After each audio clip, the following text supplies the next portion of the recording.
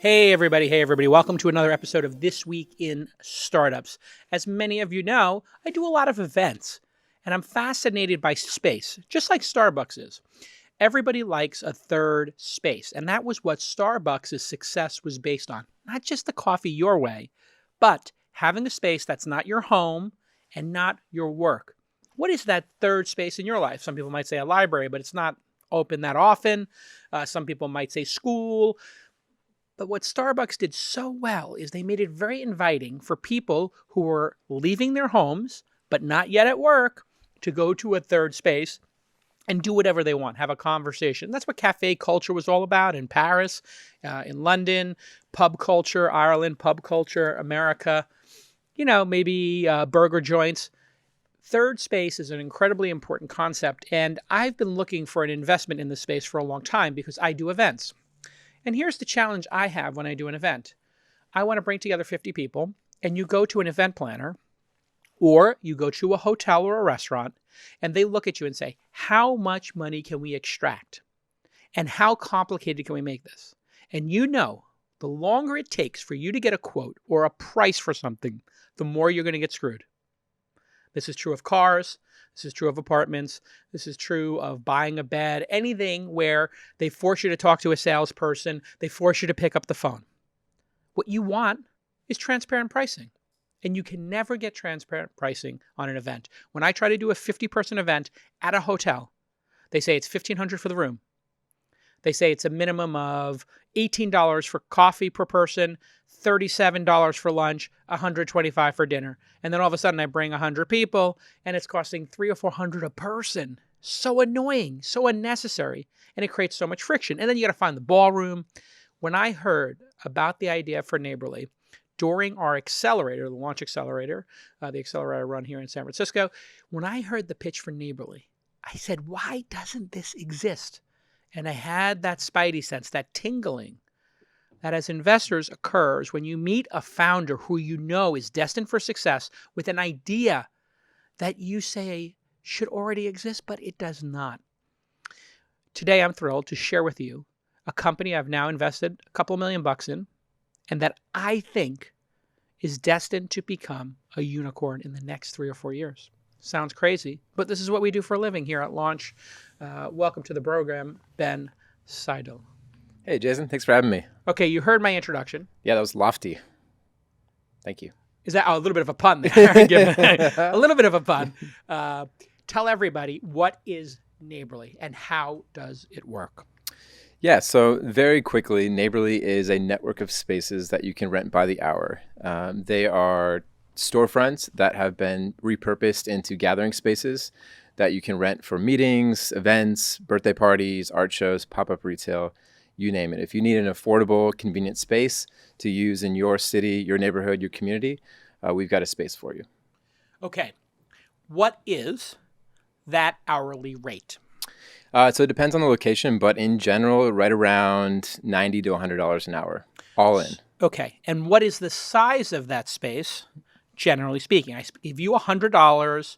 I give you $500 for 5 hours of space. Mm-hmm. What would the space look like and how big would it be? How many people would it fit? Yeah, in general, it's a ground floor space. It fits around 50 people. It comes included with handcrafted furniture, amazing interior design. It comes with a little kitchenette. It comes with appliances like a fridge. And so it's a projection. box. It's a box basically, but it's got all the things that you might need to put together an event or a meeting in fast fashion and an affordable rate. So we want to make it as frictionless as possible. So all the things that you might need, we've got covered. If you need extras, we've got abilities to add those as well. But what is the median square foot? You have 5 locations, I believe. 6 now. Mm-hmm. Oh, have we announced the 6th? Yeah, we just opened the mission last week. Okay, and I'm going to be one of the first people to use it. You are, tomorrow. So all 6 locations, mm-hmm. Jack London Square, Union Square, the Mission. Portland, Oregon. Mm-hmm. And what are the other 2? Berkeley, California. Oh, Berkeley, yes. Mm-hmm. And then we've got 2 in Union Square. And 2 in Union Square. Mm-hmm. Tell me the median and range on a square footage basis of these spaces. Yeah, so what we shoot for on average is around 1,700 square feet. That's a perfect size for us. 1,700 square feet. Yeah, so it fits 50 really well, both seated and standing. And what we found is that that recipe of square footage and location really works well for people, because you've got people always ask, what's the difference between this and all the other venues out there? Well, most of these venues are set up to be 200 to 400 person places for big weddings, Yes. big corporate conferences, you name it. There's a And lot they're of usually spaces. buried somewhere in a hotel, They're- down an escalator, up and to the right, and it takes you 10 minutes after you enter the hotel to find it. 100%. And when you do find it, it's a dark, ugly, smelly rug room with bad lighting. Yep. So Yours are all storefronts on, I would say, active or somewhat active streets, Yep. easily accessible streets. Is that correct? Yep, and they're all ground floor, so you should be able to just walk right in off the street. Loading, unloading is really easy. Having your attendees find the space, very simple.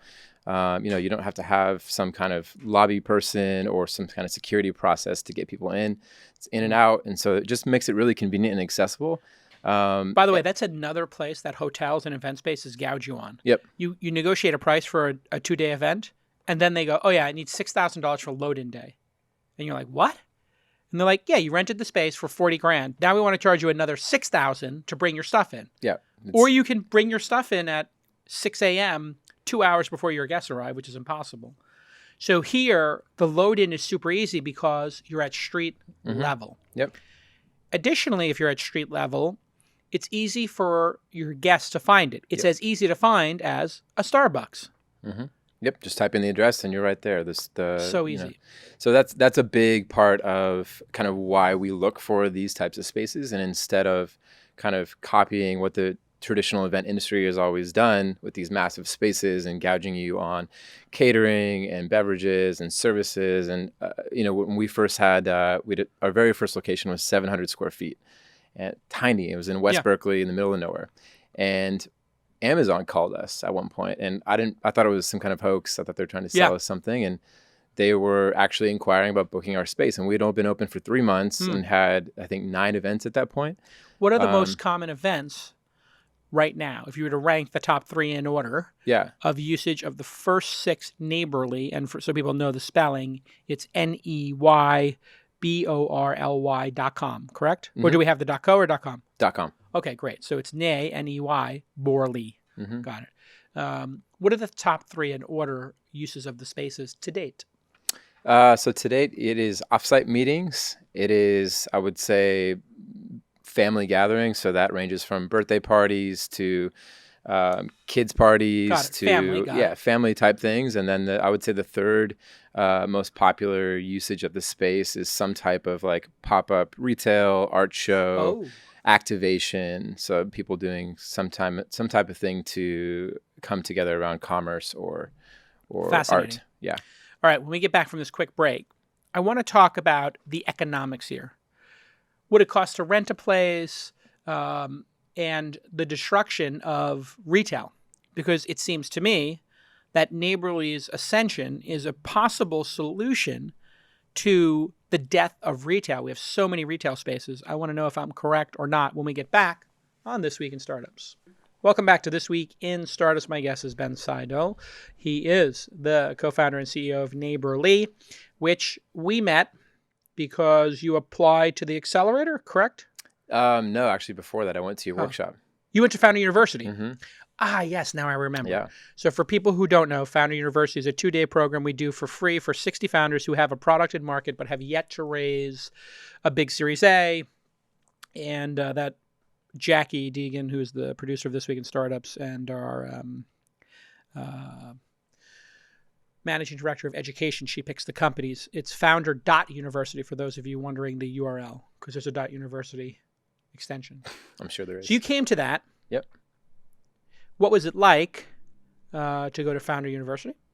Yeah, so I'll be quite candid here because we are on a podcast and I'm with the JCal. So I might as well be candid. It's our social contract. It's always candid. Yes, at that point. So our business had been around for a year and a half at that point, and we were raising pre-seed funding. And so I had talked to 30 to 40 investors. I don't have a strong network myself. I'm not from the Bay Area. I'm not a previous founder. So it was really tough for me to build that network to raise that initial capital. And so I was striking out, quite frankly. It was really tough to get into the rooms, get in front of the right people. And I was kind of almost on my last leg, like feeling wow. like I'd pitched 40 people. They were all no's, Right. I didn't really know what the future And you got held. cold introductions to them. You just emailed A them couple mostly. warm introductions, but a lot of cold stuff. A And lot of so, cold emails, yeah. yeah, because I don't have a network. And so someone we had been working with who was helping us develop some of the software was like, hey, I know about this workshop that they're putting on in San Francisco. It's run by Jason Calacanis. I've worked with him on a previous thing. You should check it out. And so I applied just on a whim. I didn't know what it was all about, but I knew that it was a chance to get some expert level guidance on fundraising and specifically for companies that were at our stage. Yeah. And so, to be quite honest, there were probably on my list of fundraising options, this was one of the last things I had. Yeah. And so I was like, well, I'll go to this couple day thing. Maybe I'll meet somebody there. Who knows? Yeah. Like this is worth taking a chance on. So I went to that and didn't really know what to expect. And there were 59 other founders there from with companies in market, in your with stage. revenue in our stage, doing very well, doing exciting things. A lot of them are multiple time founders. And so it was just a great group of people. And I thought, well, what are the chances of me walking out of here with some pathway to funding? Probably pretty low. And you mentioned it in the room. I mean, it was like you were only going to fund or even invite to next conversations 2 or 3 of the 60 founders that were in that room. Usually we usually will have 10%, 6 go on to apply to the accelerator or go into diligence. And maybe of those, half of them or a third of them will then get invited actually to the accelerator. So I did the mental math and I was like, well, chances are still low, but at least I'm in the room. Yeah. And so that's how I came across Launch and what you guys are up to and met you and got the opportunity to pitch you for 2 minutes. What was my reaction when you pitched? I'll never forget it. You took your cell phone and you just turned it over on its face and slammed it on the table and said, this is going to be big. This is going to have network effects like Uber is what you said. Yeah. I don't know if you were like 2-3 coffees deep or Coke Zeros in your case, but you were excited about it. Absolutely. And so your reaction after only a 1.5 minute pitch was stronger than any other reaction I had gotten from any other early stage investor. So it's instructive to pause for a second here. Because you've learned, I think, this having gone through the 12-week, you went from the 2-week Founder University program to the 12-week Accelerator program, and you've gone through the 2-day Founder University, the 12-week Accelerator, and you've also done the Syndicate. Yep. So it's important to pause for a second and just think about numbers, I think, for founders. You met with 40, and you got 40 no's on your own. And then you went to an event with 60 people, of which, let's say we invest in typically 3, which is 5%, a 1 in 20 chance. And you were one of the 1 in 20. It's instructive for founders to understand these statistics. You don't need to get everybody. You need only get 1. Yep. And then 1 can become 2, and 2 can become 6, and 6 can become 600 investors. It literally goes that way. And really, it's that first domino to fall that is so important for founders. And I think it's very candid of you to say you were thinking of packing it in. Yeah. And it's very important for people to realize that investors know less than you, in many cases, about why your business is going to succeed. Many of them just don't get it. I am introduced famously at Open Angel Forum, which was another event I had created over about 10 years ago. I introduced 22 people to Uber, and 3 of us invested. Siam Bannister, first round, and myself. There were 19 other people who didn't. And then there's that famous Airbnb, which is an interesting corollary to talk about. Airbnb did a blog post. I think they said they went to meet with 37 and got 37 no's. It's exactly where you are. Let's fast forward to you got the $100,000 from us and you came to the accelerator.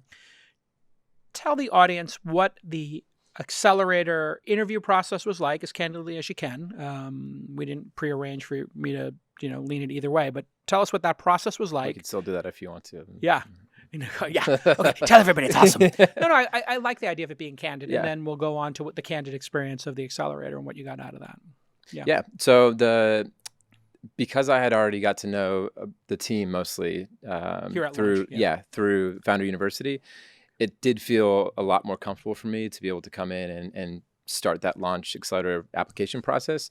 So I had already pitched you guys one time before, so I felt confident that you had interest in this idea. Yep. And I was comfortable with who was going to be in the room. So I did have, in some sense, a shortcut, not necessarily a shortcut, but at least a head start. You were coming in hot. Yeah, I was coming in hot. I had some rapport already. And so I knew what I had to kind of shore up in my pitch, and I knew what you guys saw as potential gaps that I needed to address in the pitch and where I needed to come strong. And so, I came in, did the on-site interview here at the headquarters. Yep.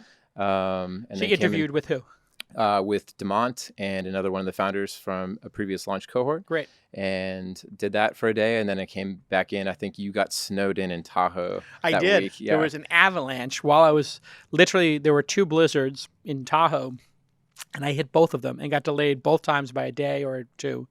And on the way back, we were driving back, and there was a literal avalanche, and they stopped traffic for 5 hours.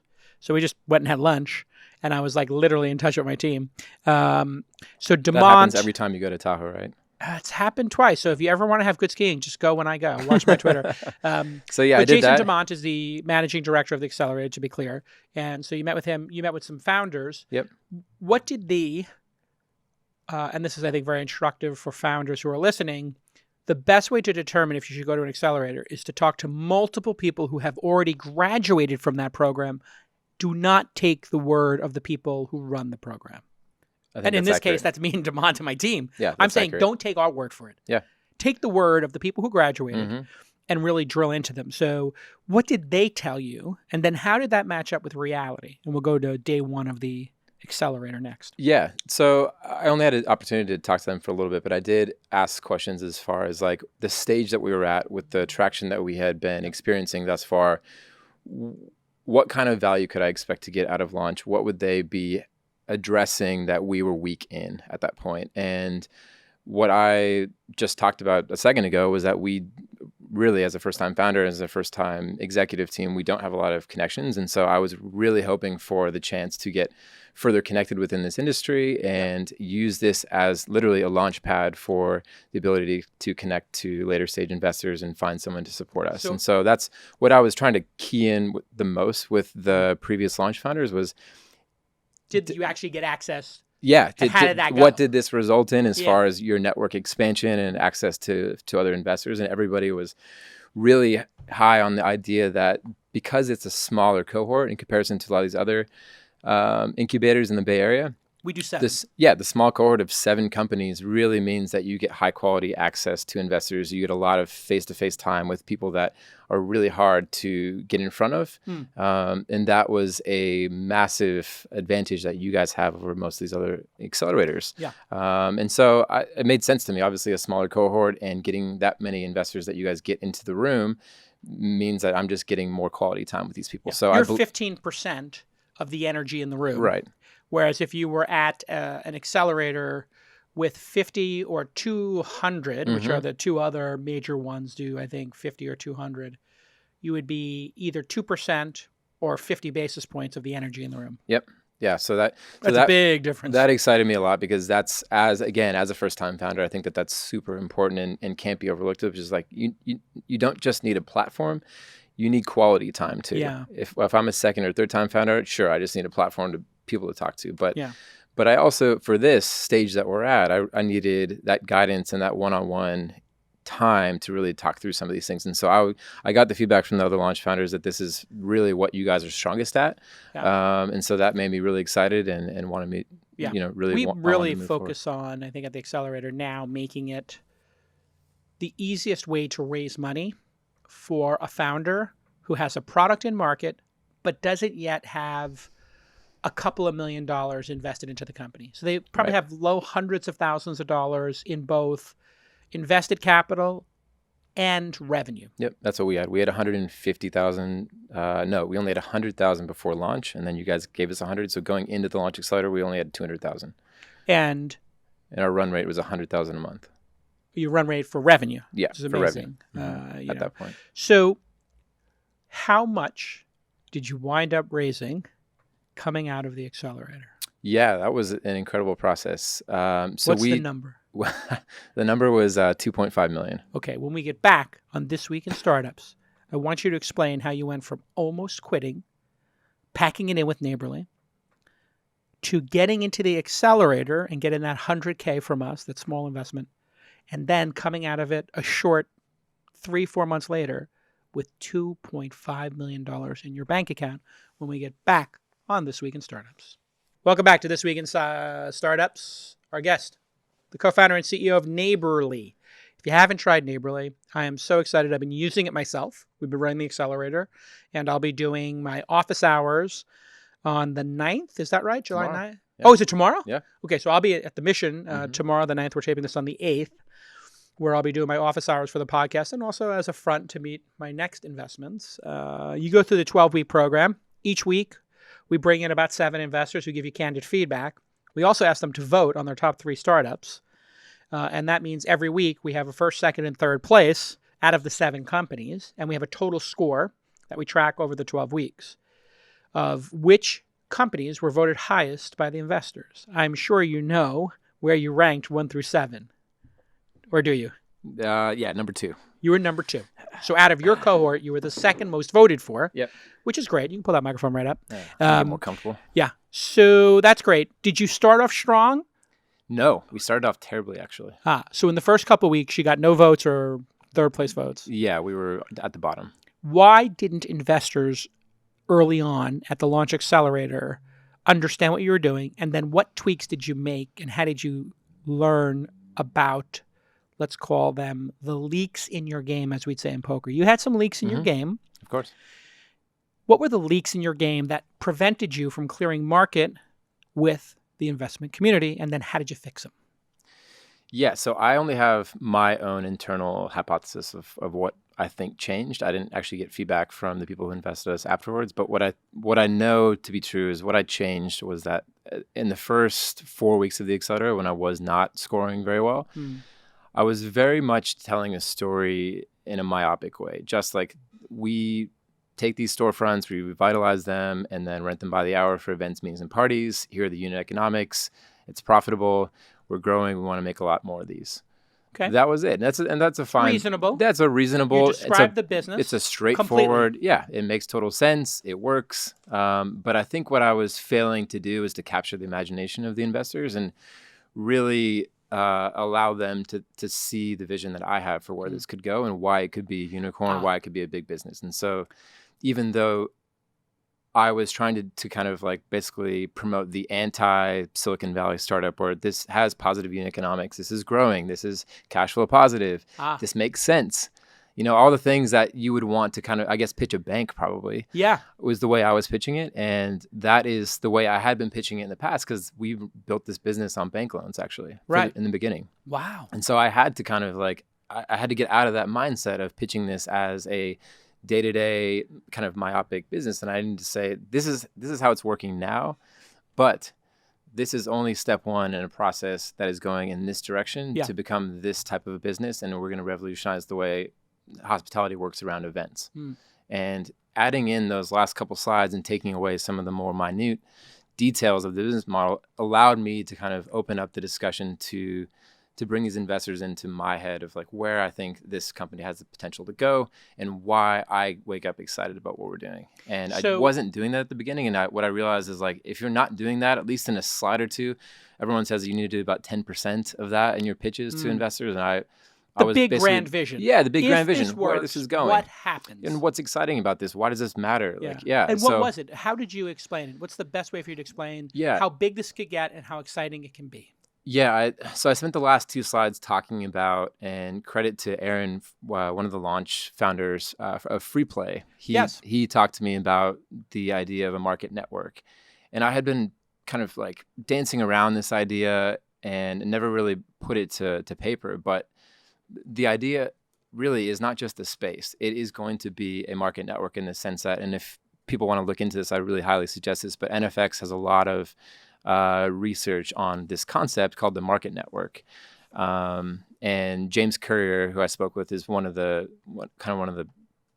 idea leads on this. And basically the idea is once you've got the first generation of companies was, we had these marketplaces. We have Airbnb. We've got all these different things that are connecting two-sided marketplaces. And that's great. But you, at some point, and you've got social networks. So you've got something like a Facebook and an Instagram. You've got these ways that you're connecting a bunch of people together. Well, the third wave is going to be a hybrid of those two things, which is a marketplace on top of a social network. So you get the stickiness and the retention of a network, and then you add a marketplace on top of it to monetize it. And that's really what I realized that we were doing. And Aaron over Super Duper Burgers for people who don't know, the context there is we don't go do happy hours or other nonsense like that. After the accelerator breaks at like 3:30, we take over a burger joint and we sit there for another hour and kind of debrief and hang out. So during the debrief with Aaron from FreePlay, he said, hey, check out Market Networks, which I just pulled up on the screen. NFX is a great venture firm here that we work with a lot. We don't really compete with them. It's all very collegial in the early stages. But they say that a market network is when you can combine a marketplace, which is transactions among multiple buyers and sellers, with a network, identity and communications. I guess that's like your address book, basically, your social graph, whatever you want to call it, plus workflow, like SaaS tools and software.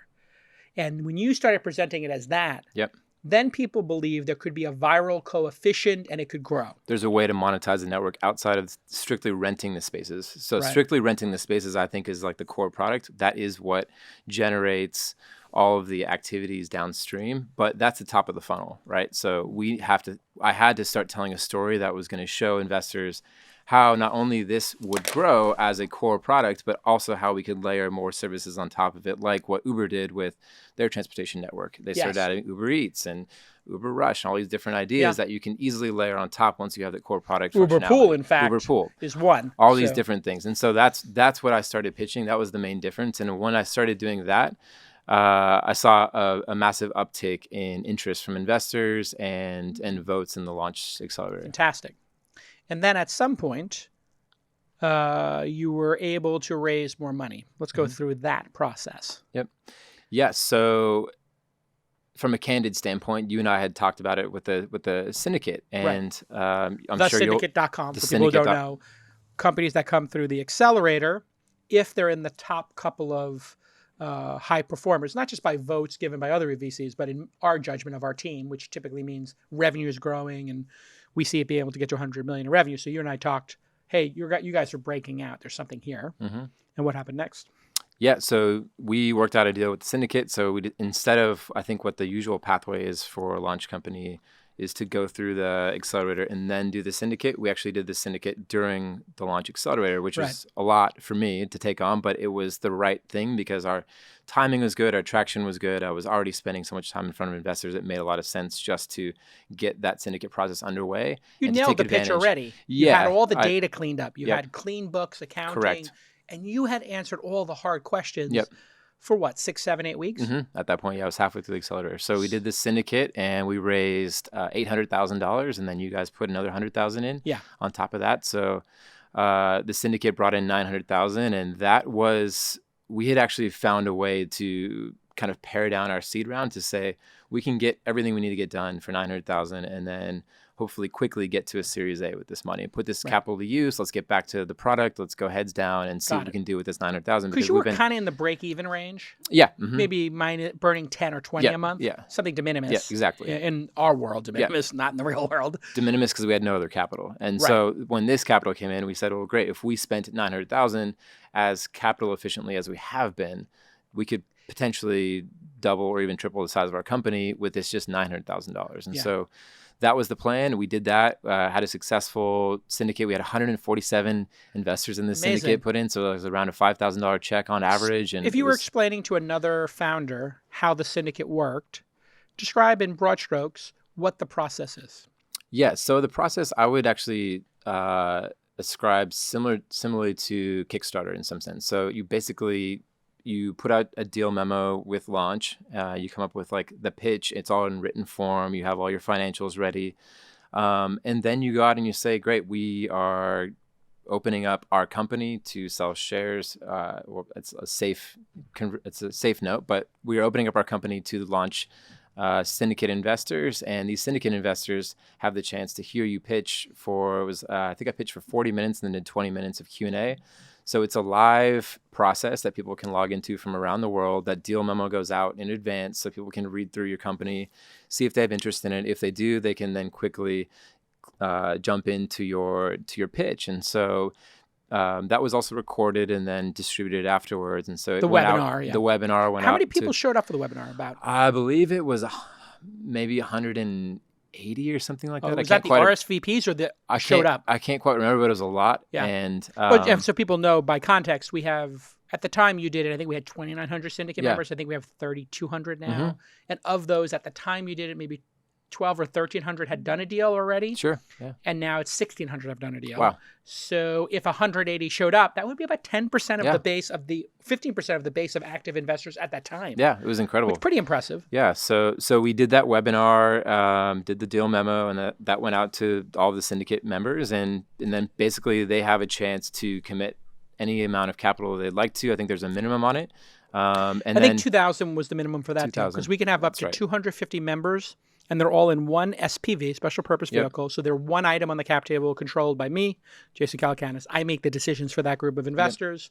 I work with the founder. You don't have to work with those 147 people directly, Right. but you can. Yeah, and And you don't have their names. That's right. You have an email. You can email them blindly. If they want to uncloak, they Yep. can. Or if they are sort of more passive investors and just want to read your update and not have you emailing them direct, they can choose not to, which is kind of nice. Yeah, and you guys set the terms, so you set the cap rate and all these different things, and so it made it really easy for the syndicate investors just to either jump in or jump out, just like you would be supporting a Kickstarter campaign. So we had 147 people, like I said, commit capital to the round. On average, that equaled out to like a $5,000 check, which was amazing.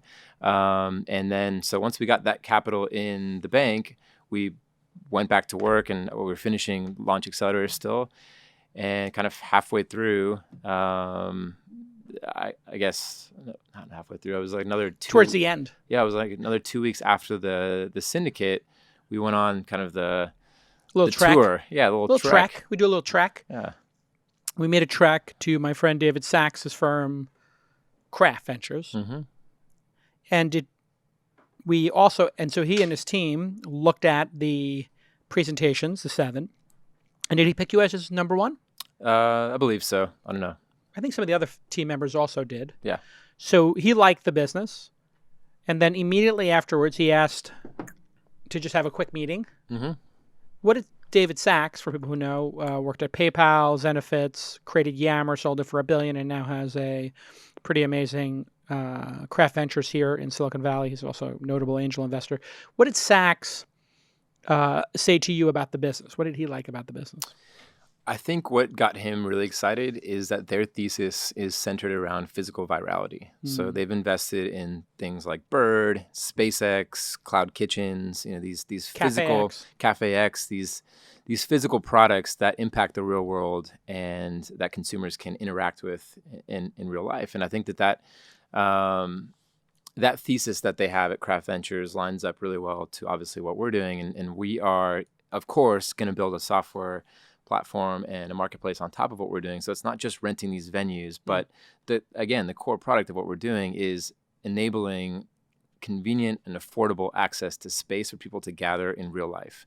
So that, I think, really resonated with David and the Craft team, and they saw what you saw, which is when you have a network of spaces that are very convenient and very affordable and very easy to use, and you've got people coming and using them for all types of things, you're capturing a lot of attention, a lot of foot traffic, a lot of it's just a really amazing way, I think, to catalyze community.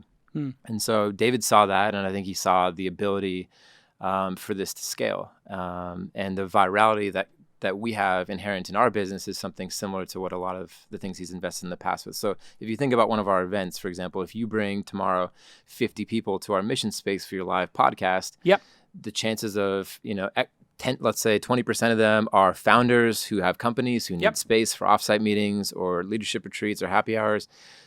10% of them might be investors. They're there because they also want to do LP meetings. They come and there's a Neighborly in the window. Yep. And so like that, the virality of you bringing 50 people to our space, even if we don't make that much money, we're not trying to gouge you on the idea, because that's not the whole point. Is how do we catalyze you to do something in our space?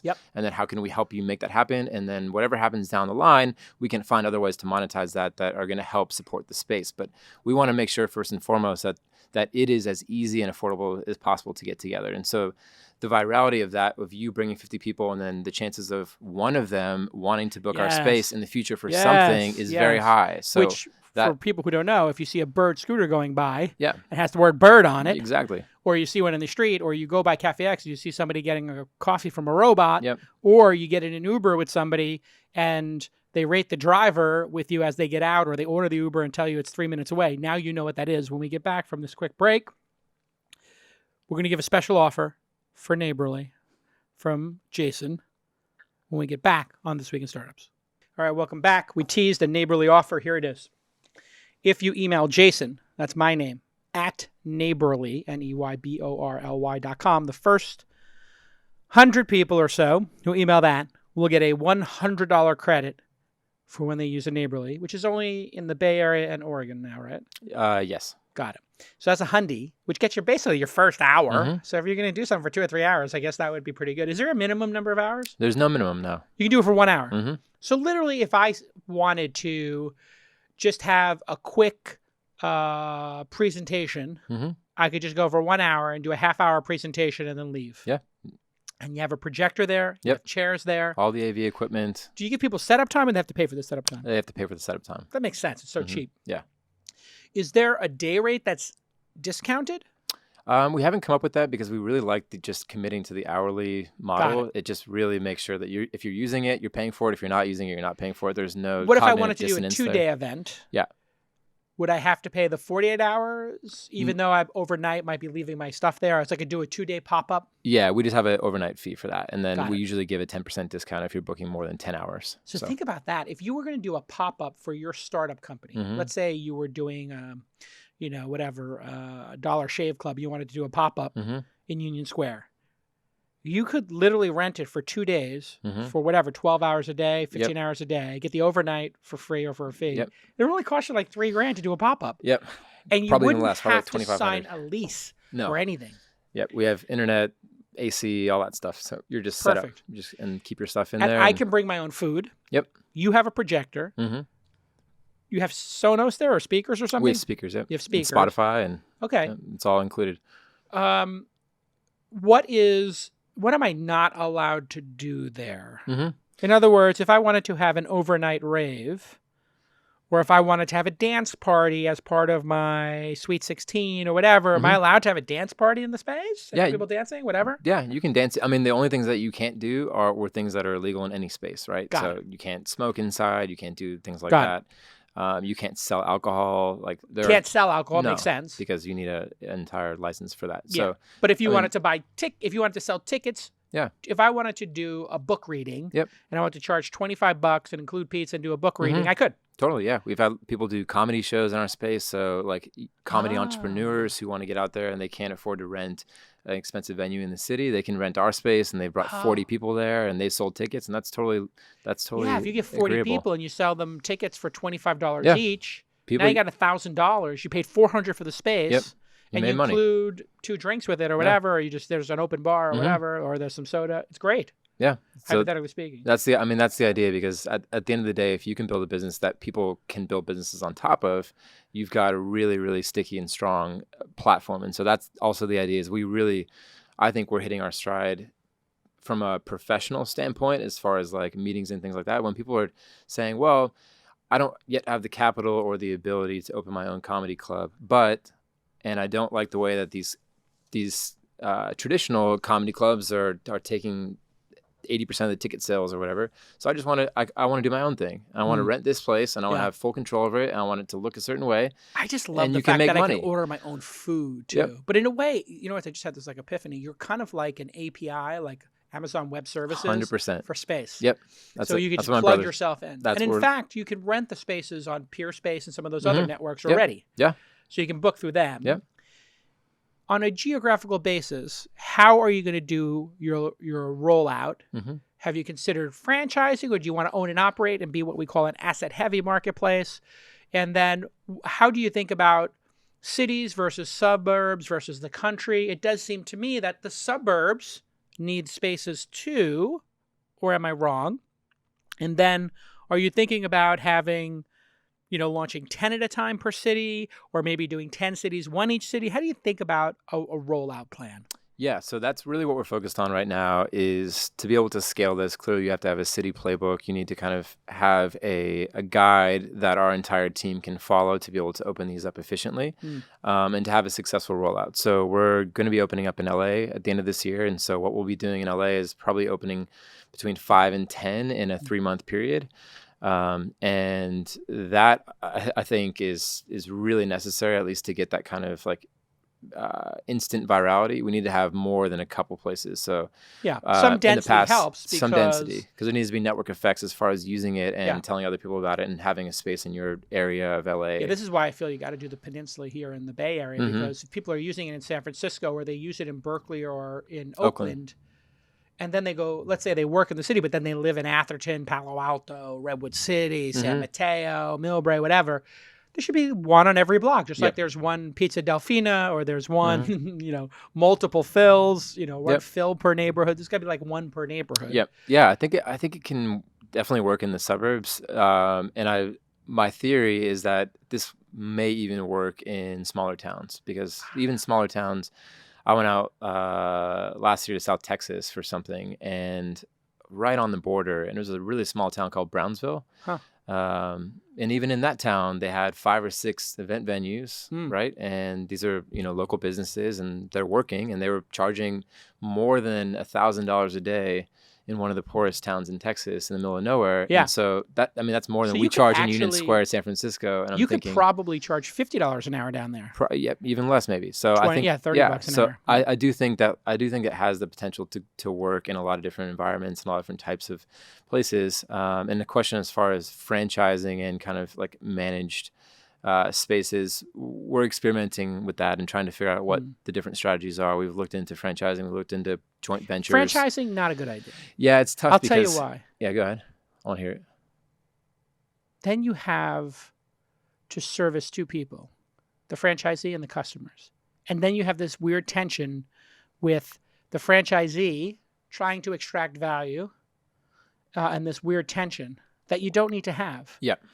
Like there's some massive tension going on between Subway I saw that owners and the franchise. They were trying to tank their franchisees. Yeah, they're sending inspectors out to tank their franchise. It all gets dirty. Yeah. Cafe X had the same thing. People wanted to franchise Cafe X. And I was like, you know what? Can we get to 10 machines and then make a decision? Yep. You didn't mention Saks. Saks met with you, the team. What happened next? Yeah, so we met with David Sachs, and they, like we just talked about, they loved the idea of the physical virality. They wanted to get involved, and so we did some diligence with them for a couple weeks, and they came out to see our spaces, and we told them kind of the vision and where this was going to go, and showed them a space that we had just leased, so it was empty and kind of about to get transformed, and then we showed them our existing spaces and really gave them the rundown of how it works in person, which was nice. So we got to know them really well, and they got to know our team. And then they invested $1 million. Amazing. So you get $1 million from us in 3 bets. Yep. The accelerator bet, then another 100 from the fund, and then another 800 or 900 from the syndicate. Yep. So that's 900 or $1 million we put in. You guys did about 900. You guys total. And the syndicate, and then Saks did $1 million with Craft Ventures, and then we had a lot of angel investors who wanted to get involved. To come in, yeah. So some of which I'm assuming you met at the accelerator. Or not really, actually. No, okay, these are people who started to find out. Word started getting around. Were in. Yeah, word started to get around a little bit before that, after the syndicate, really. Gotcha. And so what I think is some people try to do end runs around the syndicate. No, not yet. Yeah, we banned them from doing that. Yeah, it's a little bit of a problem. Sometimes people join the syndicate and then try to invest directly. Then we just ghost them. Yeah, it doesn't. As the kids say, it doesn't even make sense from a variety of perspectives for a launch founder to. You were going to say something though about. Yeah, I was just going to say buzz. So we had a lot of buzz after the syndicate, and because the syndicate goes to 3,000 people, many of which are VCs. Yep. And the angels tend to talk to the VCs and say, "I just invested in this. You should check out this company." And I would be remiss not to give another shout out to another launch founder who's helped us immensely, which is Zach Parker. So Zach actually introduced us once he saw what happened with the syndicate. Give a plug to his company. Yeah. So for Look Network, it's the best place to book talent in a flash, I think is his slogan. LUK. LUK, yeah. It's very trendy. Yeah. It's based out of LA, but it's a place where you can book models for your shoots and production needs. Yeah. And how did he help? He put you in touch with investors he was working with? Yeah, Zach's a third-time founder, and so he knows a lot of angels and a lot of people in the technology space. And who could really help us with building out our new website and who had capital and wanted to put it into early stage companies. And so he introduced me to some of the people that invested in him in previous ways, and really That's a nice thing where the cohort helps each other. It was incredible. You had Meowtel in yours as well, and they were very helpful. Yeah. Did they win #1? They did, yeah. Isn't that amazing? Meowtel did incredible. Another marketplace / network. Yeah, exactly. And what'd you learn from her, Meowtel? I just learned from her. I think everyone in the cohort learned from her how much it matters to be connected to your mission, your product. I mean, she's a crazy cat person. She just exuded cats. Crazy cat person. And you believed, like, from the very first week of the Launch Accelerator, when everyone saw her pitch, like, she's going to win. She came out and dunked on everybody week 1. She did. It was so clear. It's so important that you have that passion. Yeah. Because as investors, we're looking at our portfolio, and we see people we invested $1 million in who then quit. Yeah. And you're like, what happened? I thought you loved cats. I thought you loved having an event space for people to share memories and create them. And they're like, yeah, I thought so too. I'm out. Yeah. I want to go back to work at Google. Yep. I can't take this anymore. It's so excruciatingly difficult to start a company, especially in this space where there's so much competition and early stage funding is drying up left and right. And so, like, the ability to have the persistence and the dedication to make it through when you get declined for the 40th time is really, really difficult. And the only way that you're going to get over that is by actually caring about what you do, loving what you do, and exuding that. Because, like, when you saw Meowtel and you saw the product and what it was all about, and then you saw Sonia pitch it, you realized that, like, this was an example. This was just a manifestation of her, and it was connected. And so that meant that she was going to go as long as this idea could possibly go, and probably not give up. Yeah. And if I was an investor, I would have invested in her just based on that, because dedication is probably, I think, the most. I feel like underrated. We should just do a syndicate for her. I think she was waiting to, like, get metrics in a row, and she had some offers, but I think we should just run a syndicate. One of the things I'm starting to learn is, like, when we spend 12 weeks with the founder, we can see in the accelerator how seriously they take it. And you probably saw this. Like, we're pretty good at picking people who take it super seriously. Yeah. Like, it's shocking to me how serious people are sometimes. Like, they're really, really taking every week seriously. Yeah. I don't know what it is about our organization, but and maybe you have some insight having now gone through the entire funnel. You're an example of somebody who's gone down the funnel we designed, which is like podcast and founder university, lead to accelerator, lead to syndicate, lead to continued investment from the top VCs in the world. Yep. And you did that exact. It's interesting how we get people who are serious. Yeah. They're just serious and dedicated. Like, they do the work. One thing I would say about it that I think is a factor in that is that you guys specifically are, because you're a smaller outfit, you have more focus, you commit more resources to the founder. You guys are also more serious and more dedicated to what you're doing than I think a lot of incubators are, because of their size. Because once you start scaling the incubation idea, even that starts getting watery and watered down and loses some gusto. And I think gravitas, that, like, you guys are very much dug into your own startup, which is Launch. And so that comes across to the founders. And I think you guys set the tone. It's important. I can, like, when I watch Demont work, I'm like, this guy is working fucking harder than anyone else here. Like, this is incredible. No, he's legit. You're not just like a pretty face at this thing. You're literally here all the time. I keep telling people that. They're just like, wow, you have such a pretty face. And I'm like, it's not just that. It's just the makeup person upstairs. I did that. Yeah. No, I mean, what I find is the core, how hard I work or how hard I take it seriously. Yeah. The group does. Yep. So when they see me drill into specific moments in a presentation where I'm like, go to slide 7. Yeah. Let's talk about this slide. It's like, oh. People are watching. People are paying attention. You're investing your time into it, which is more valuable than the 100,000 you put into it. It's actually the effort and the sweat equity you guys are putting into the founders. I think it's just this, like, reciprocation process that it's hard to feel in a small group of people. It's hard to feel like you're not going to pull your weight when everyone else around you is busting their ass. Yeah, so there's something good about that, and I would really make sure to keep that if you can in the DNA of Launch, because there's a reason. High expectation culture. Yeah, if you think about education, right? Like, the bigger the class size gets, it's easier to fade away in the back and not have to do anything, and no one notices. The smaller the class size, you can't hide. No, there's no hiding. That's kind of like what you have going on here. There's the top 3, and then there's the 4. Yeah, and then you can look at the 4, and then there's out of the 4, there's the 2. Yep. So whoever's dragging their feet, they're going to be at the bottom, and we're going to be there. Yeah. And so I think if I had the intention before applying, they're like, I just want to, this is a leisure thing for me. This is something fun I'm doing on top of my job at Facebook or something. And I'm not like, if it works, great. If it doesn't, who cares?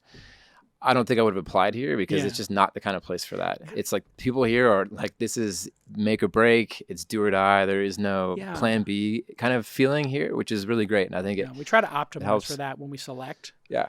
I remember my dad told me about the Army, and he said when he got into the Army, there was a guy in the back when they were doing their 10-mile hikes with like a stick. And I said, what was the stick for? He said, in case you slowed down. Yeah. I said, what do you mean? If you fell behind, if you were in the front, there was a reward. And then if you fell behind, there was a stick. Yeah. And I was like, there's literally carrots and sticks. I was like, they should just literally give the best runner or the best, person in the front a carrot. But they had the stick too.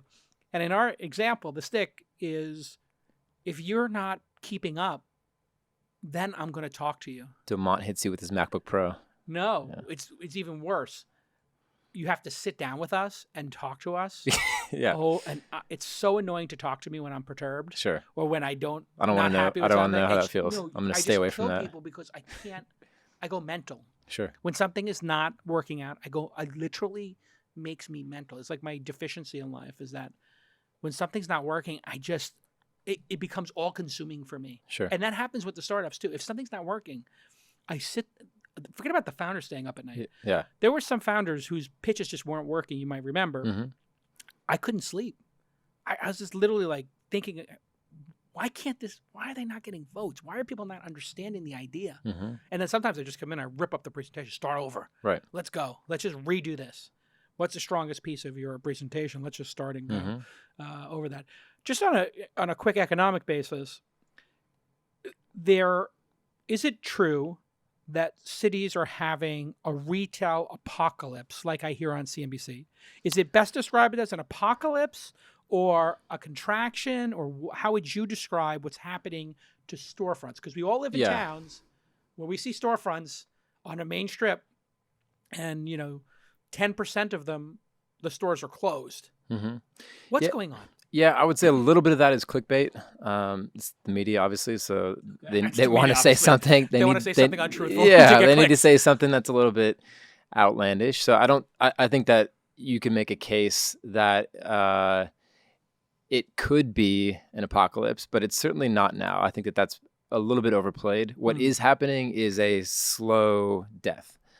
It's slow. It's not an apocalypse. It's a hospice rather than it's a nuke. It's nothing massive is happening. But I think what you're seeing, and if you dig into any specific subsector of retail real estate, so I'm talking about cafes, restaurants, clothing shops, art galleries. If you dig into each one of those, auto body places, you start to kind of see that there's a lot of weakness in each one of those subsectors, and they're all in the process of being disrupted. And I hate to use that word, but there is a process that's happening for each one of those subsectors of retail that is concerning. And for me, when I look at it, I think that if you project that disruption out another 10 years or even 5 years, it might get pretty ugly pretty fast, but it's going to get uglier. It's going to, it's just, there's no way it gets better. No, this is not going to reverse.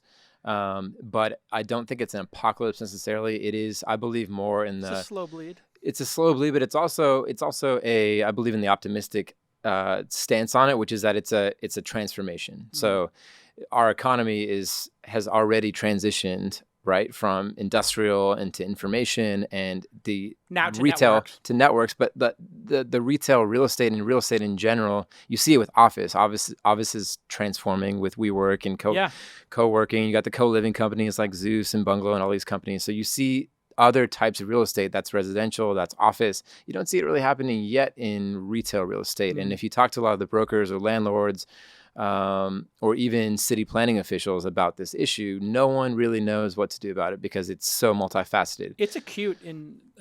I live in an area called Hillsborough, and it's right next to San Mateo, and we have a downtown area called Burlingame. Yep. Burlingame has two streets, Broadway and Burlingame Avenue. And Burlingame Avenue is like the beautiful, bucolic Apple store, Sephora, everything, Phil's, Starbucks, Pete's.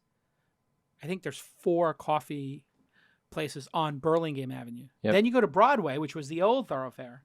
And on next door, everybody's talking about how it is turning into a blight. It is, yeah. I walked those 2 streets to figure it out myself, and I was pretty taken aback. I actually had never been to Burlingame, to be honest. Yeah. And when I went there, I started at Broadway, and I was like, What is this garbage this armpit is of the... this is Burlingame. This is always what I thought when I drove by on 101. But no, this was like that street you're talking about, which is the blighted street next to it. And then when I went over to Burlingame Avenue, I was like, oh wow, this is still very healthy. So it's not like an apocalypse in the sense that all this stuff is getting erased. It's just that like there is this from an economic perspective, really what's happening is it's actually quite simple. There is a massive oversupply of American retail real estate. So we have, I think it's around 26 square feet of retail real estate per capita in this country. Wow. And the average developed nation in Europe, I think, is around 4 or 3. Wow. So we were just Canada's crazy around, consumers for a long time, and we needed to have a Radio Shack. That's correct. And we needed to have a teddy bear we store. went wild in the 90s. Color Me Mine. Exactly. We just went nuts with the consumerism in the 90s, and we built real estate to reflect that society that we had in the 90s, and you can't unbuild real estate very easily. No. And so what's it's called happened raising. is that it means like knocking a building what's down. going to happen is that we're going to contract a lot of the big box stores, a lot of, unfortunately, like the suburban type of spaces that were all drive to destination places. You say with malls, there's a lot of weakness in malls too, but like in general, we just have way too much retail real estate per capita. So it's going to have to be, first off, contracted, and second of all, it needs to be repurposed. It's just for the community in Burlingame that's in that area. They're just like, it's so sad to go to a street where it's literally every third or fourth on Burlingame, on Broadway, is shuttered. Yep. And then it creates like homeless people sleeping in the front of those doorways. Mm-hmm. There's nobody who's cleaning the front of them. The windows are getting dirty, and it starts to look like the zombie apocalypse. Yeah, the phrase is blight begets blight. So broken window syndrome. Yeah, you literally have a massive issue. What and I will went those storefronts go for? Those storefronts. So unfortunately, and this is part of the reason why I think it's going to be a quote unquote slow bleed is because cities and landlords don't necessarily want to face this reality. This is happening. And so they won't lower prices. Yeah. People are refusing to adjust to reality. And so the prices are still way too high. And what does retail cost in San Francisco and the Peninsula per square foot per month? Yeah, it depends on where you are. Obviously, Sure. In San Francisco, Hayes Valley versus Union Square versus Soma, but we shoot for spaces that are between $4 and $5 a square foot per month. So $10,000 a month in rent or less. Yeah, and that's about. I would say that's a little bit below average. Got it. For San Francisco, perhaps it's around 6, I think. But okay. But there just needs to be a come to Jesus moment as far as cities and landlords just accepting the fact that your American Apparel store is not coming back. Your flip-flop store is not coming back, unfortunately. That's all what they these were different talking things. About. The it's like city of Burlingame now has all the retail locations that are empty. Yeah. And they're taking those locations and trying to sell them into retailers. I saw that on their city website. On the city website, I went there. Lobbying people to take the spaces. This is not. It's bonkers. But they won't. Don't they understand? It's a marketplace. If you lower the price, then an entrepreneur might say, you know what, I'm going to try something. Yes, correct. But right now, the entrepreneurs are not going to say they're going to try something, and literally they're putting signs in their windows like, "We love serving the community, but we can't. We're losing money, and we're working harder, and we give up." And a lot of it's over leveraged. So you've got a mortgage on that building or whatever else, and you can't even afford to rent it for less than your mortgage is, and there's all these issues going on. So like when people bought these buildings in the late 90s, mid 90s, and they said this is only going to go up, and then all of a sudden this starts happening with the changing retail landscape. Now like you're either just holding on to it because you don't want to do anything and you're just lazy, which is unfortunately the case for a lot of landlords. They just could not be bothered. Yeah. Second of all, it's greed. And third of all, it's just that there isn't demand for those spaces. And so it's the 3 facets. And actually, I'm speaking from experience from this conference that I went to in Boston, actually, at the end of May. It was called Exile on Main Street. And it was put on by a couple, which is pretty sultry title, but it was intense. It was 50 people from government, 20 landlords, I believe, and 10 entrepreneurs, all from the Boston area, Cambridge, and different kind of cities. And they were all coming together to try and figure out what to do with the issue that you're talking about, which is like these blighted streets are turning into blighted neighborhoods and really affecting a lot of different things. And what can we do to figure this out? And what I presented at that conference as Neighborly being a solution for some of these streets or these storefronts. And obviously we are right now a small solution to helping that, but we are a solution, and we are thinking about things differently, which I think is the main point of it. But what we came out of from that conference with was the fact that like this problem has to be solved by these three stakeholders. It has to be a combination of city, zoning, and planning, landlords, and entrepreneurs. And we have to come together in that kind of a fashion that we did in Boston to talk about what are the entrepreneurs putting out there? What do the landlords, how can they adjust to this reality? And then how can the city facilitate those transactions? Because the permitting and the zoning is a nightmare. And the reason we're not in Burlingame is because what we're proposing to do doesn't fit into the 10 types of businesses that existed in 1999. Unfortunately. And they're trying their hardest. And I've looked at their website and they're doing some proposals. So an event space is not in their wheelhouse.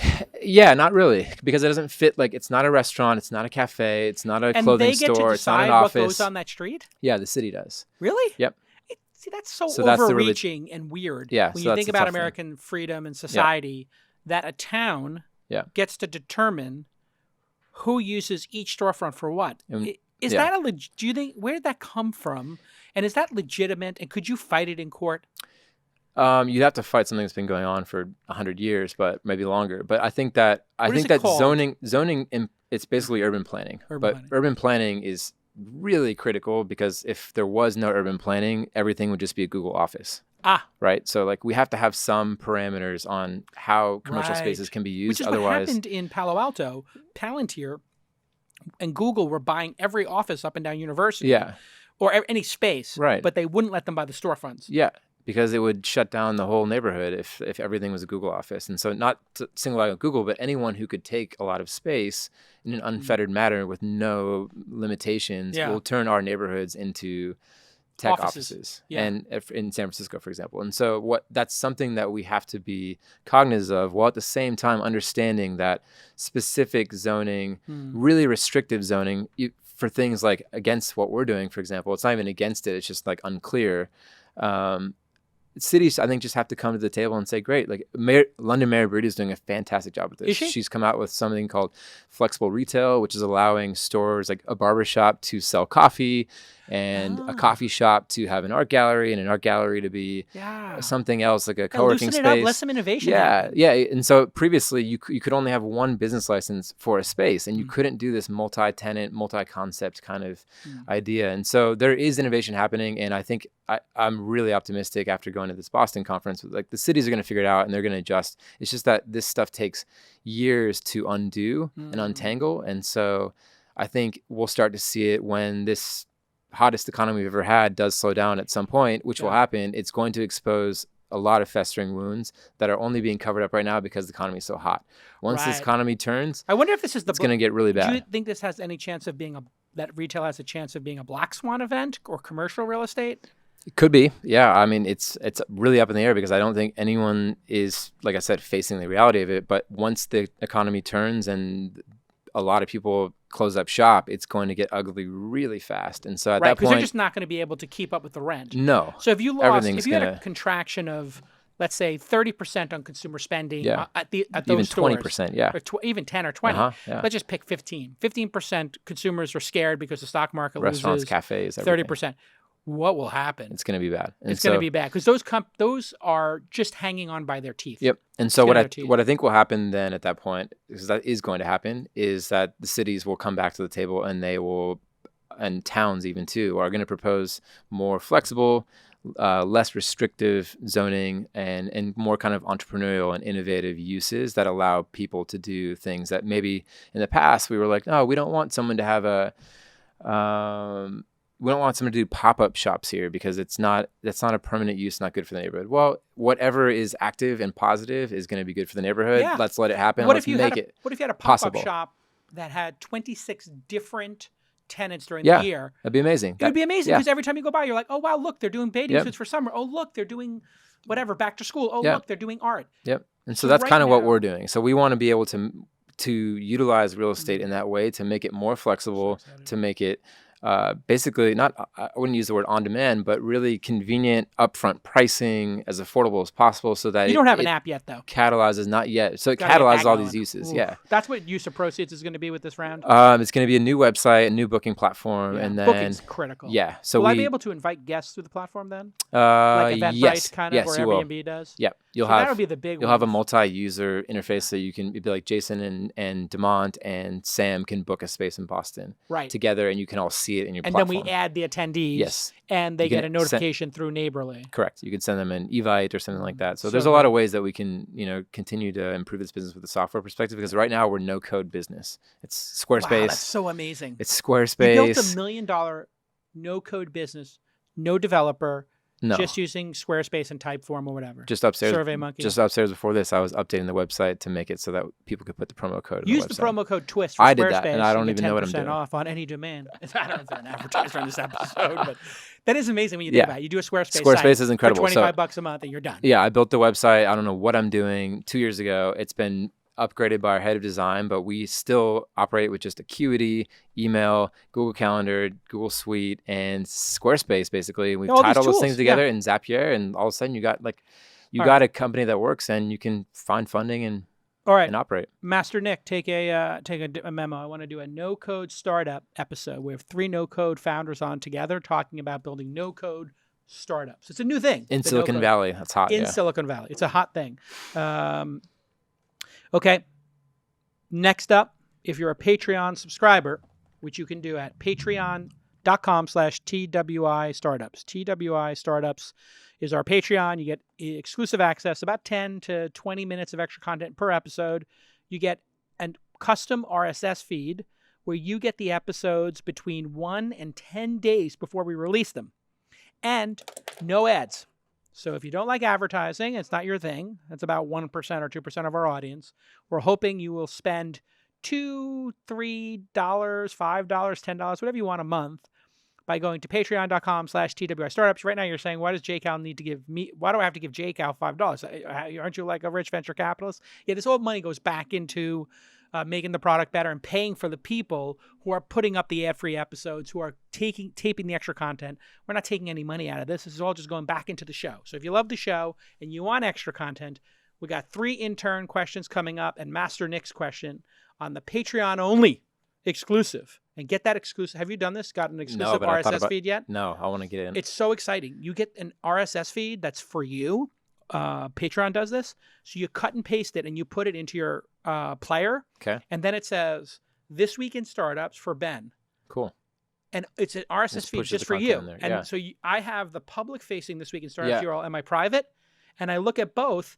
And the private one, I'm like, oh, that's a 90-minute episode. Oh, the public one is a 65-minute episode. What am I missing? Nice. And then it's a 65-minute episode with 3 ad breaks. Yep. And then I look at the one that's paid, no ads. Yep. Okay, so now I don't, if I've already heard the ad and I'm already a Squarespace customer, I don't need to hear that again. And Right. if you hate advertising, which is I think 1% of people, 2% of Mhm. people, you can pay and you get this like custom RSS feed that Yeah. only you can use that gets you the shows ahead of time. It's really magical. Yeah, I love what Patreon's Good job, doing. Patreon, on that. For sure. Well, I also subscribe to Brett Easton Ellis's podcast through Patreon and Preet Bahar's Okay. Cafe Insider at cafe.com. Nice. And I think they use a different software platform to do that, but this custom RSS feed is going to be the thing. Cool. You every podcast, you're going to have like Joe Rogan Yeah. for free with Custom ads. and then custom Joe Rogan. And then you're going to have custom Joe Rogan where he puts the last hour on, or It's Ben just Shapiro, all weed whoever. smoking. Yeah. Yeah, it's it's going to great. be like, hey, I'm going to drop Yeah. mushrooms in the Yeah. last 30 minutes. So Exactly. It's gonna get really interesting. Yeah, you got to pay $2 to Stick see with us. this. We will not be doing that on This Week in Startups with the interns. Okay, to the parents of the interns, we will not be doing that here at This Week in Startups and to our advertisers. All right, stick around for the intern questions and Master Nick's masterful question when we get back. All right, you ready? Here we go. All right, Patreon, my little Patreon peeps, patreon.com/TWI startups. This content's just for What you. up, Patreon? Hey, Patreon. Yeah. It's our Patreon overtime. Here's our Master Nick question. You decided to create your own neighborly furniture out of local trees. Is this true? local artists and local trees, but local some artists. some local trees, I guess. Yeah. Yeah, what's the thinking behind that? Because the mission tables are just gorgeous. Yeah.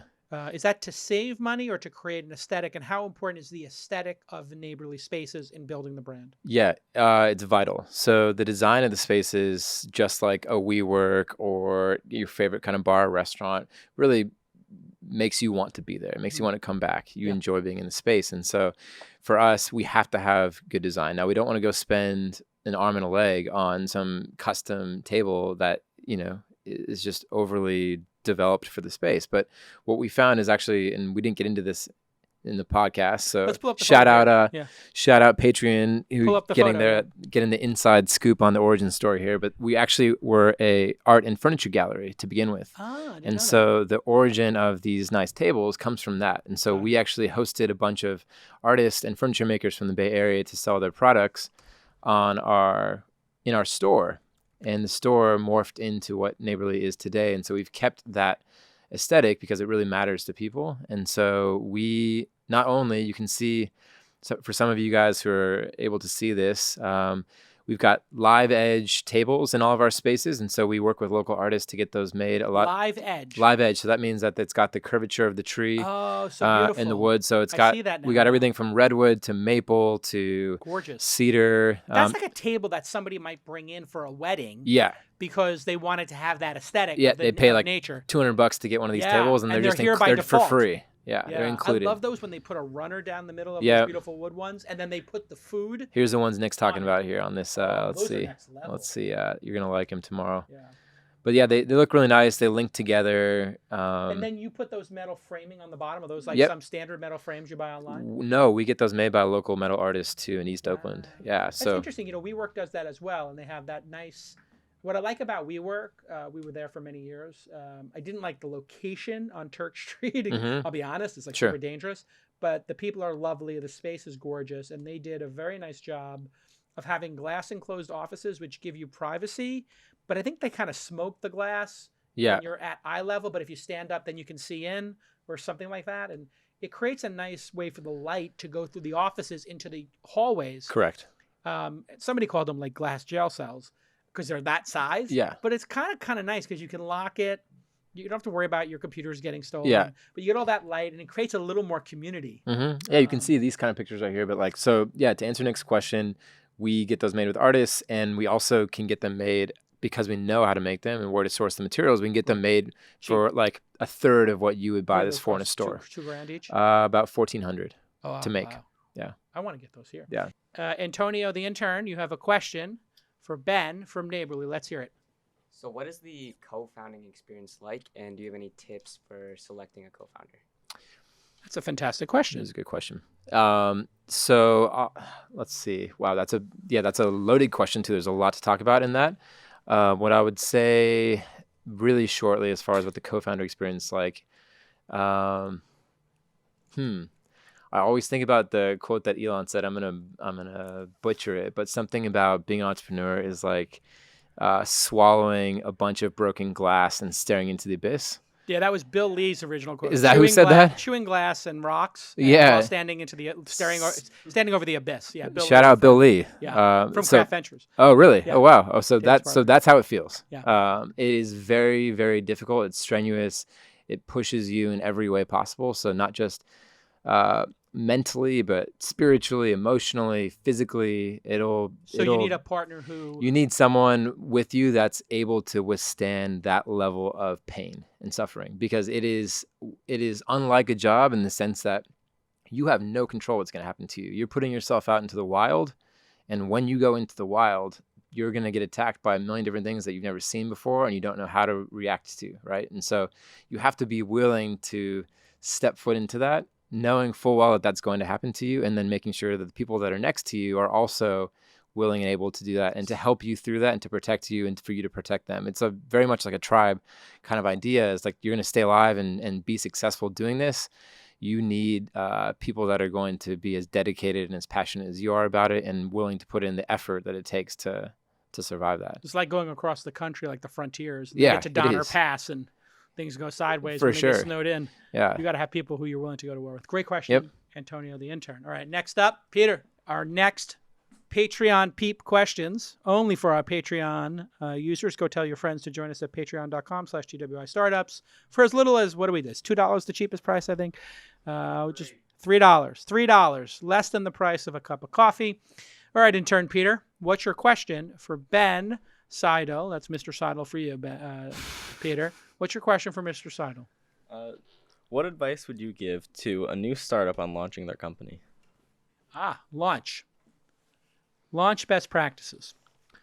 Very quickly, I would say, and this is something that Y Combinator talks about a lot, but just make something that people want. So it's easier said than done. It sounds really cliched, but at the end of the day, that's how we built our business to the size that it is today, because I just said a second ago that we were an art and furniture gallery when we started, and we were. So we only got to this point by listening to the people who came into our store who wanted to hold events there, listening to the people who held the first events saying, this was great. I like the fact that you have handcrafted furniture. I like your service. I like the price. And then doing more of that, right? And continuing to iterate, ask questions, make what people want, and try and get out of your own head, because whatever's in your head is probably going to be wrong. Once it meets the market, it's going to change immensely, and you have to be willing to say, cool, as long as I'm on the right pathway to doing something that I want to do, and the values and the mission is there, and it's still kind of generally the same idea, good. Let me adapt to the marketplace and what the customers want, and make something that is going to be consumed and desired and bought and demanded. And if you're doing that, then you're going to be fine as a startup. I think, like, no matter what you do, if you're willing to be flexible with your approach to entrepreneurship and not being so hard-headed. I think sometimes people have a lot of ego in this, of like, this was my idea, and then if it doesn't work, then you're just dead, because you're not willing to trash it and do something else that people actually want. And a classic example of that is Slack. If you read about Slack's story, Stuart Butterfield had some type of gaming startup that failed miserably.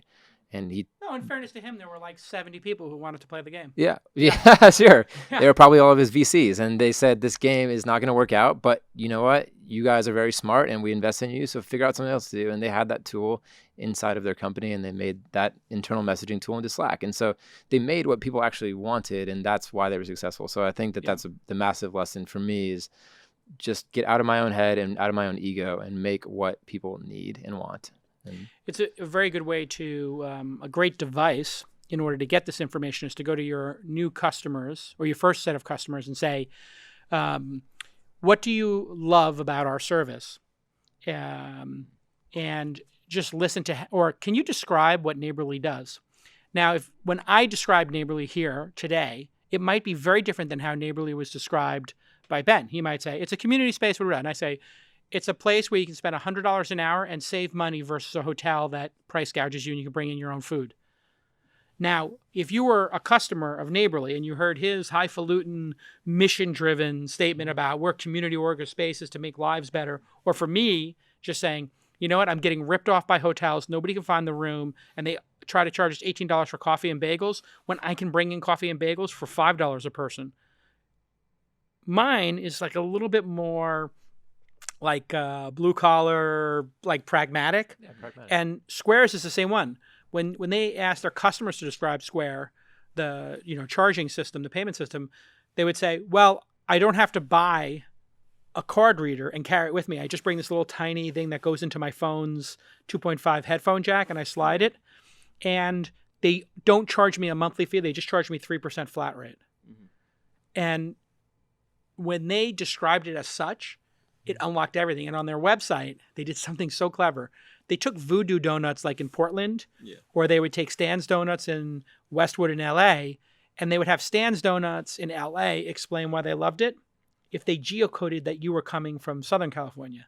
And if you were coming from the Northwest, they would geocode when you visited the website, and instead of showing you Stan's Donuts, they show you Voodoo, and in New York, they might show you Dunkin' or whatever, smaller donut shop.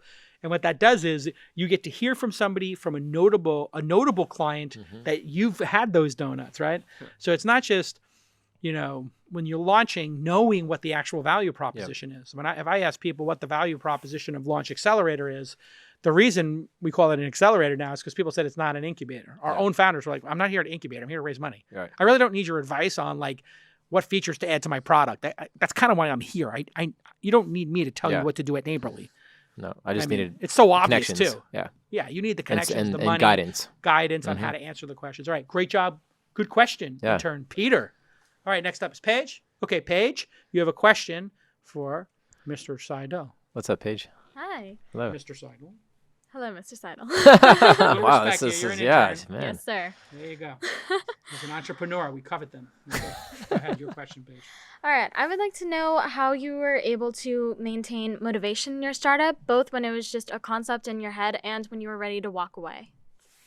Wow, she's going right for Yeah. right for the Right for the gut. gut. There you go. Right for All the right. carotid Great artery question. there. Woo! Great question. Tell us about that moment when you were in deep despair. Yeah, it's interesting because I think when you're an entrepreneur, because everything is so painful in the way that the body works, like you just remember those times so vividly. So I know exactly what was going through my head. I know what weather it was. I know what time of year it was. It was like end of January. It was pouring down rain. It was dark all the time. My 4-month-old at the time was just crying and teething, and everything was just felt so negative, right? And what motivated me to keep going and do something like go to the Founder University, which was like one of my last straws, was that at the end of the day, I knew that our product, people loved our product, right? And if it were to, this is a test that a lot of VCs do, like if this product were to go away, would anyone care? And I just knew that like if I pulled the plug on this anytime in the next couple months, it'll just be someone else will make this at some point. It will happen again. It might not be for another couple of years, and it might be a little bit different than how we were imagining it, but this will come back. This is here to stay, this idea. And the people who use it depend on it and would be really upset if it wasn't here. And so like I've created this thing. It's doing well enough, like we're surviving. Just because no VC wants to invest in us doesn't mean this is a bad idea for some weird reason. It's still a good idea and people love it. So like until the day that I literally can't afford to do this anymore or something more negative happens, and I just need to stick it out because people want this to exist. And so that's kind of like what my motivation was, is not really for myself. It was more for like serving the people that have been using our space and serving the neighborhoods that these spaces were in, and finding motivation from that, I think was like what allowed me to keep going. And Paige, internally here, you may have heard me say in our investment company launch, we're looking for missionaries, non-mercenaries. And so what you hear in that answer is Mr. Seidl is, how do you pronounce your name? Seidl. Seidl. It's fine. There's My a guy, brother-in-law. Eric Seidl, who from poker, and I keep saying Seidl, yeah. but it's Seidl. What you're hearing there is that he can't quit because the purpose of Neighborly is so important to him. Now, if he was a mercenary, he was doing it to make money and just wanted to be, make $10 million and sell this, and he owns 20% of it, so he wants to sell it for 50 and just get us 10 million and go to an island. That's not what you're hearing here, right? You're hearing, I really want this to exist because these customers are depending on it. That's what we're optimizing for when we select the next accelerator class, which you'll be here for. We're going to meet with 50 companies and try to look for that. So I want you to, when we do that interviews, you're going to get to sit in on them as part of your launch internship. Cool. TM. I want you to really think about that. Is the person a missionary or a mercenary? Why are they doing this? And the way you'll get that is by just answering very general questions and listening. You asked a very direct one, which was a great one, is how did you deal with that adversity? Great question. And you can see how personal it was for him, right? When it's personal for the founder, the chances of them giving up go way down. The number one killer of startups is not running out of money. That's actually number two. Yeah. Number one is the founder giving up. Because I know founders who have run out of money and not given up. And some of them are very famous founders, in fact. Great job, intern Paige. How's the internship going? It's amazing. I love it more than I thought I would because I'm an artist. I didn't think I'd fit in with entrepreneurial work at all. Yeah. But I love it here. I'm learning a lot. I'm Amazing. doing what I love in a very practical way. Yeah. Here's the thing. A lot of people put art and business on the opposite ends of the spectrum. Being an entrepreneur is the same as being an artist. 100%. You create something in the world. Something comes into your mind and soul, and it manifests itself in the real world because of the artist/entrepreneur's ability and their audacity to say it must exist. It is very anxiety producing for an artist to put that paint on the canvas and then say, look at it, world. It's the same thing for entrepreneurs. So Mhm. don't let people in the art community or in the entrepreneurial community dissuade you. It is the same thing. Yeah, that's why I couldn't agree love- more. That's yeah. Go ahead. That's why I loved your response, and I love what you're looking for in launch is finding people who aren't just creating businesses for the sake of money or for what's trending, but who are really passionate about what they're doing. That's exactly what I was looking for when I took up this internship. Hmm. Nice. All right. Amazing Well answer. done, Paige. Dismissed. You are dismissed. You're Yeah. welcome. Good to meet you. Thanks, Paige. Okay, there you have it, everybody. Thanks for subscribing. And now for my final JCal Patreon question. We're going to tease the heck out of this one. Okay, Master Nick? This is the one where I want you to take this exact clip, put it on Twitter, and then say, subscribe to Patreon to hear the answer. Ben, and you can put the little preamble I just did on there too. Ben, for my Patreon audience only, you and I have had the discussion getting to $100 million in revenue. We're currently just over $1 million in yearly revenue. But you and I need to get this company to $100 million. And do you know the reason why we got to get to $100 million? Because it gets me my 7th unicorn. And that's all that matters. I figured is I had the something to do number, with you. Yeah. the number of unicorns in my Twitter bio is how I dunk on the world. So I need you to be number 7, Yeah. 8, or 9. Superhuman and Fitbot and Blockable. What's the character limit on the in the? Oh, I'll just in the open a name? second Twitter account. Don't worry about it. I'll just start putting. Anyway, what's your plan to go from 1 million to 10 and 10 to 100 million in order to get me another unicorn? Go. So 1 to 10, I think is pretty straightforward. That's just opening more locations, opening more markets. We're going to be opening up some recurring revenue pathways via memberships, some corporate partnerships, and things like that. So I think 10 million, even 20 million can be done with rental revenue and just like the existing business as is, expanding into new locations. But hitting that next gear, I think, is going to involve that market network idea, the marketplace on top of the network, being profitable, being scalable to the point that it has no cost. Because think about the fact that like once you've got the network and it's operating well and you've got this massive funnel of people coming through and doing things and using your spaces, there are a lot of ways that you can monetize that. And I'm not talking in a shitty like Facebook style way where we're going to like sell data or monetize people being in there, their identities or some weird thing like that, but just like adding services, upselling.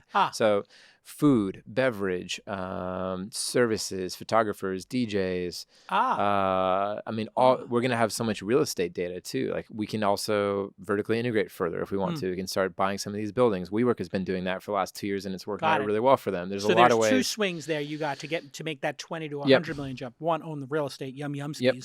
Number 2, yum. You need a DJ, you need a photographer, you need food. You can open the app. Yep. And there's a checkbox. So if you want to do it yourself and you want to bring in a bartender and you want to bring in whatever, great. Yep. If not, we have this relationship. Yep. And then I assume we get 10% or a little vig on it. Yep. We just we have a deal with DoorDash and a company called Curation Catering. And both of them are giving us vig, if you want to call it that, a spiff on the deal. And so basically commission. And what we found is that like a little taste. But what we found is that it's not just about that, but it's also about improving the customer experience, because the first thing that people ask us once they've booked our space is usually, hey, do you guys offer catering? Because that's what everyone's used to in the hospitality industry. We've unbundled the idea of the Hilton room all the way to the core of it just being a space. But now it's so unbundled that people are trying to rebundle that offering themselves. And that's what's fun about it, is you can mix and match however you want. But also some people just need to get it done. People like Samantha or Demont who just need to get bookings done, make sure there's food and beverages, make sure there's everything there. Yeah. They're willing to zip. They just want to get it booked right there. And so now that we're offering catering with our partnerships with DoorDash and Curation Catering, now it says, great, you just booked your space at Neighborly. Do you need catering? If yes, then boom, there you go. You got your deal with DoorDash. Or bringing your own. DoorDash is waiving their service fee for all of our Neighborly customers. So that's 15% off. It's incredible. So those kinds of things as we scale, beverages, all these different things are going to make a lot of money. So all right, listen, this episode has gone really long because I want to have this video It's going to be so magical in 4 years. When this becomes a unicorn, I'm pulling this video out and all those videos of you awkwardly presenting at the accelerator. You got to and- trash those ones. That was not No, part of no, the deal. no. Au contraire, mon frère. Oh my That's God. editorial Me in a gold. full suit down here. You in a full suit. Yeah. Just Sweating not it out. being able to answer the most basic questions about your business. Completely embarrassing. What is your name? It's going to be great. This is All right, here's the offer. You're at $1 million in revenue. If you double the revenue, you can double the valuation, and I'll give you another $2 million. So when you're ready, I am so excited about your business. I want to put more money in. So you let me know. You double the revenue, triple the revenue.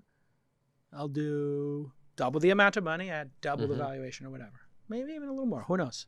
But I am ready to watch this business go from $1 million to $100 million. I predict you'll do it in 5 years or less. I think the trajectory will be $1 million this year is what we're looking at. No, at 2? least 3 this year. We'll do We 3 did- this year. We did, yeah. Okay. We're already at a 2 million run rate. We're at a 2 million run rate right now. Yeah. Okay, so let's say 2 million run rate. I think next year you get to what, 5, 6? 6. Sure. I think 6 at least. Yeah, so let's say 7. 7 in year Yeah. 2. Then in year 3, 20. Mm-hmm. Year 4, we hit 45. Yep. Year 5, yum yum, 100. It's going to happen.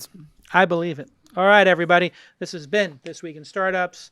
Thank you to Director Sir Charles. Thank you, Master Nick. Thank you to my interns, Antonio, Peter, and Paige, doing a great job. And thank you to our Managing Director of Education, Jackie, who has made our content the greatest and who is solely responsible for Founder University and you being here. Emmy award-winning producer. Emmy award winning, and you are her 5th Emmy. Yum yum. And she's got a taste of the carry on your deal. So you're gonna get a Oh, yeah. there we Jackie's go. gonna get one of those houses in the Berkeley Hills. Jackie Jake might go House to the getting island. Jackie That's a Berkeley fine. house. Yeah. Those aren't cheap up in the hills there. All right. I'm not saying anything about a Hillsborough or Atherton house. Take it easy. But Well, I thank think you guys so much for having me. It Thank was you. amazing. It was a really good conversation, and I appreciate your whole team. So And you guys remember, do great work. Jason at neighborly.com. Mhm. NEYBORLY.com. You email Jason at neighborly.com, and Ben will get that email and give you $100 towards your first Neighborly. My God, what if I got you 1,000 people to do that? Would that be good? Maybe not tomorrow, but eventually it would Eventually, be good. it'd Yeah. be good. Yeah, but you get their email addresses, so you could always put Yeah. them on your list, Yeah. We'll and they figure out can a way use to it make anytime. work. All right, there you go. All right. We'll see you all next time. Bye bye.